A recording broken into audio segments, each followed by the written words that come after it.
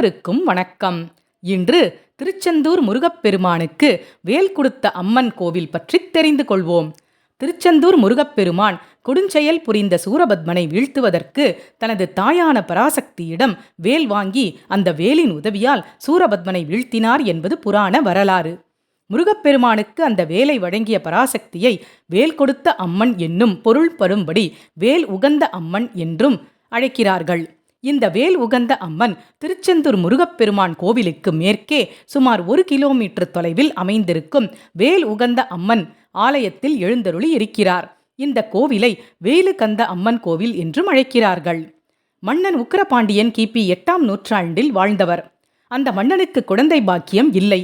திருச்செந்தூரில் தங்கி கந்தசஷ்டி விரதம் கடைபிடித்து அதன் பின்னர் குழந்தை பாக்கியம் கிடைத்தது. பிறந்த பெண் குழந்தையின் முகம் குதிரை முகமாக மாறியிருந்தது.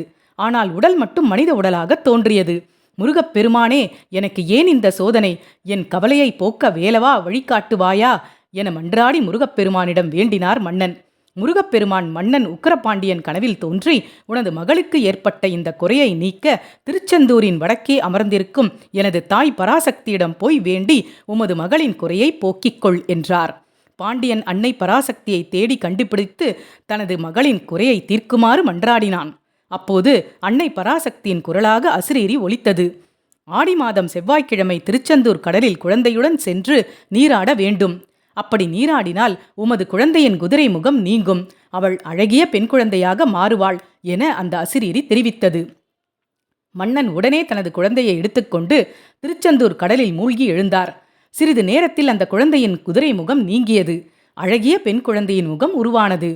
இன்றும் திருச்செந்தூர் முருகன் கோவிலில் நடைபெறும் மாசி திருவிழாவின் 10ஆம் திருவிழா அன்றும் ஆவணி திருவிழாவின் 10ஆம் திருநாள் அன்றும் வேலு உகந்த அம்மன் கடலில் தீர்த்தவாரி செய்கிறார்.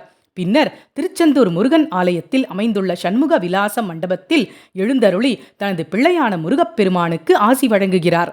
மேலும் திருச்செந்தூர் கந்தசஷ்டி விழாவில் சூரசம்ஹார நிகழ்ச்சி நடைபெறும் நாளுக்கு முந்தைய நாளில் இரவு நேரத்தில் அன்னை பராசக்திக்கு சிறப்பு பூஜை நடைபெறுகிறது.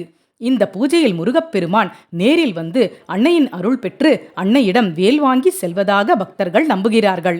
இப்போதும் வேல் உகந்த அம்மன் கோவில் திருவிழா முடிந்த பின்புதான் திருச்செந்தூர் முருகன் கோவில் மாசி மற்றும் ஆவணி திருவிழாக்கள் தொடங்குகின்றன என்பது குறிப்பிடத்தக்கதாகும். திருச்செந்தூர் முருகனுக்கு அரோகரா. நன்றி. வாழ்க வளமுடன்.